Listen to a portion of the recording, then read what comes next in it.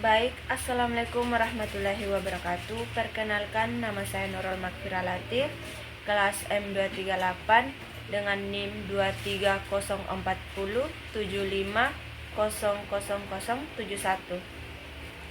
Nah, di sini saya akan memaparkan materi tentang makna pengembangan pembelajaran IPS di SD. Yang pertama itu pengertian pendidikan IPS di SD.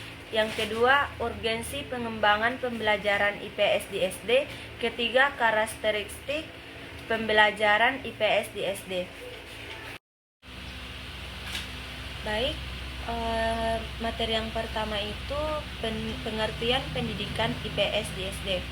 Nah, pendidikan IPS di SD adalah salah satu mata pelajaran yang bertujuan untuk memperkenalkan dan mengembangkan pemahaman siswa mengenai berbagai aspek kehidupan sosial, budaya, ekonomi, dan politik di lingkungan masyarakat. Pendidikan IPS di SD membantu siswa memahami interaksi antar individu dan antar kelompok dalam kehidupan sehari-hari, serta membantu sikap dan nilai-nilai sosial yang baik.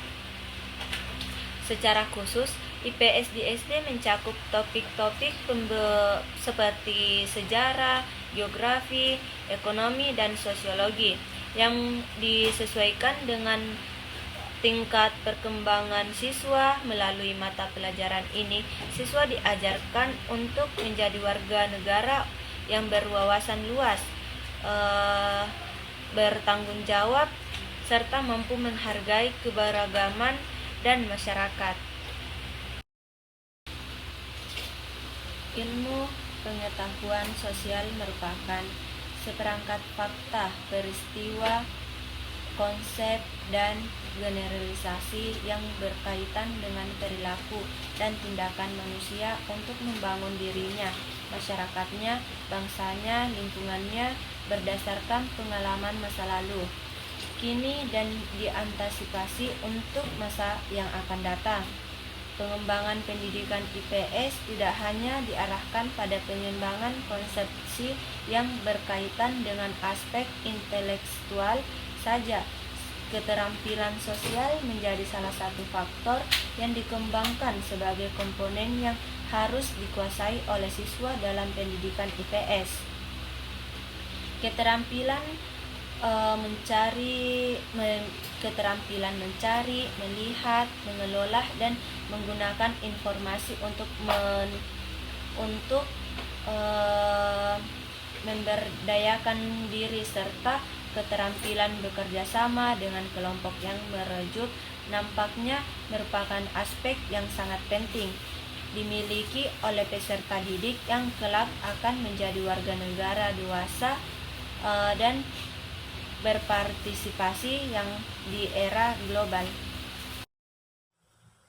Materi kedua, urgensi pengembangan pembelajaran IPS di SD. Ada 4 bagian. Yang pertama, pengembangan sosial yang dinamis. Masyarakat terus mengalami perubahan dalam hal sosial, budaya, politik, dan ekonomi. Pembelajaran IPS harus mengikuti perkembangan ini agar siswa mampu memahami dinamika tersebut dan beradaptasi dengan perubahan di lingkungannya. Kedua, membangun dasar karakter sejak dini. Sekolah dasar adalah tahap awal di mana karakter dan nilai-nilai sosial mulai dibentuk. Pengembangan pembelajaran IPS di SD menjadi penting untuk menanamkan nilai-nilai seperti kejujuran, toleransi, tanggung jawab, dan kepedulian terhadap sesama sejak usia dini. Ketiga, mempersiapkan generasi yang peka sosial. Di era globalisasi dan teknologi informasi yang berkembang pesat, siswa perlu memahami isu-isu sosial yang ada di sekitarnya. Pembelajaran IPS yang relevan data terbarukan akan membantu siswa menjadi lebih peka terhadap permasalahan sosial di masyarakat, seperti ketimpangan sosial, lingkungan hidup, dan hak asasi manusia. Yang keempat, pendidikan multikultural dan toleransi. Di negara yang kaya akan beragaman seperti Indonesia, pendidikan IPS yang dikembangkan dengan baik dan menjadi alat untuk mengajarkan toleransi dan saling menghargai antar kelompok yang berbeda, suku, agama, dan budaya. Materi yang ketiga, karakteristik pembelajaran IPS di SD. Ada 4 bagian. Yang pertama, sifat integratif. IPS di SD mengintegrasikan berbagai disiplin ilmu sosial seperti geografi, sejarah, sosiologi, dan ekonomi. Pembelajaran dirancang untuk menyajikan topik-topik ini secara terpadu, bukan dalam mata pelajaran terpisah, agar lebih mudah dipahami oleh anak-anak. Yang kedua, berbasis kontekstual dan lingkungan. Materi IPS sering dikaitkan dengan lingkungan sekitar siswa, baik lingkungan fisik maupun sosial. Hal ini dilakukan untuk membuat pembelajaran lebih relevan dan bermakna bagi kehidupan sehari-hari siswa. Ketiga, pendekatan tematik.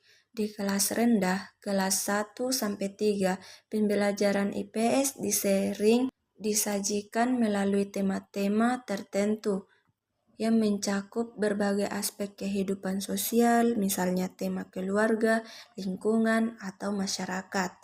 Ini membantu siswa memahami konsep sosial dalam teks yang lebih konkret. Nomor 4, membangun nilai sosial dan moral. IPS di SD berperan dalam menanamkan nilai-nilai sosial seperti kerjasama, toleransi, tanggung jawab, dan cinta tanah air. Pembelajaran IPS tidak hanya berfokus pada pemahaman konsep, tetapi juga membangun karakter dan sikap sosial yang positif. 5. Penggunaan metode pembelajaran aktif.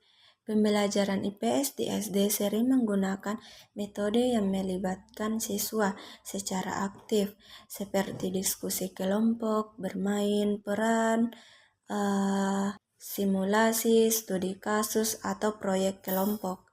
Hal ini bertujuan untuk meningkatkan partisipasi dan pemahaman siswa tentang materi sosial.